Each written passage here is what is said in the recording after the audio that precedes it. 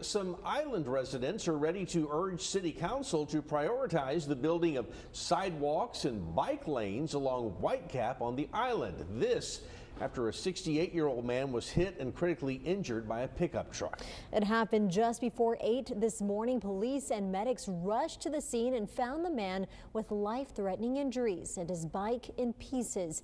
CCPD crash investigators say the cyclist made a sudden move from the right shoulder area across to the right lane and in the left lane where the truck was driving. That cyclist found to be at fault due to unsafe lane changes. Tonight, the Island Strategic Action Committee is looking at asking city leaders to make that roadway safer.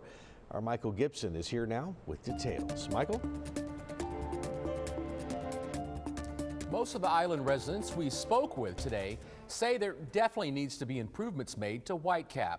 The road is heavily traveled and there are no marked bike lanes. They also say more connecting sidewalks need to be constructed to keep people from having to walk out in the street. Here on the island, along Whitecap Boulevard, we spotted this cyclist heading down the same roadway where earlier a 68-year-old man had been sent to the hospital after being hit by a pickup truck after police say he failed to safely change lanes. Now this man gave the proper signals, and when we caught up to him, it turned out to be an 86-year-old man by the name of Daryl Gady. He believes the city does need to have clearly marked bike lanes up and down this street. Most people think that is a designated bike lane, but it is not. And if you see a bike rider traveling in the road lane parallel to that supposedly bike lane, they have the right of way because there is no designated bike lane. Gady says he's been in a couple of accidents on the island, but survived those ordeals. But May Nardone Mendoza's good friend, Mary Ann Simonelli, wasn't so lucky 19 years ago. She was struck and killed by a car while walking near the same area as the cyclist was hit.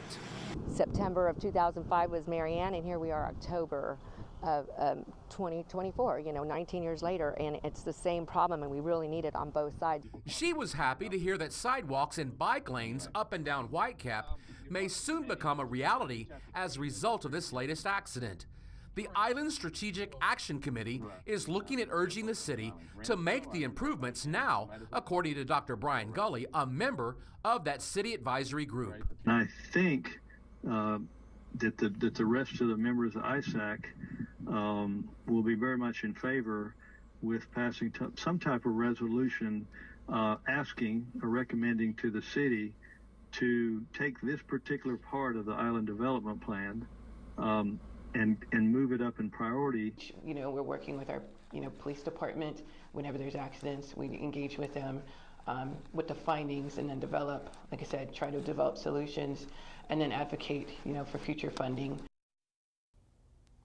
Now back to Dr. Gully. He does believe that the city will take action now to make those improvements along Whitecap that he and many other residents feel are long overdue.